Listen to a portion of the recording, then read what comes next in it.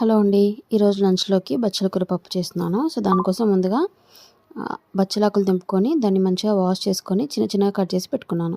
ఆ తర్వాత కుక్కర్‌లో పప్పు తీసుకొని ఒక 2, 3 సార్లు వాష్ చేసిన తర్వాత అందులో వాటర్ వేసుకొని ఒక 4, 5 పచ్చిమిర్చి, కొంచెం పసుపు, అలాగే మనం ముందుగా కట్ చేసి పెట్టుకున్న బచ్చలాకు వేసి కొద్దిగా ఉల్లిపాయలు వేసి మూత పెట్టి ఒక 4 విజిల్స్ అయితే ఇచ్చుకోవాలి. ఇప్పుడు పోపు కోసం స్టవ్ మీద కడాయి పెట్టుకొని అందులో ఆయిల్ వేసుకొని ఉల్లిపాయలు, దంచి పెట్టుకున్న వెల్లుల్లి వేసుకుంటున్నాను.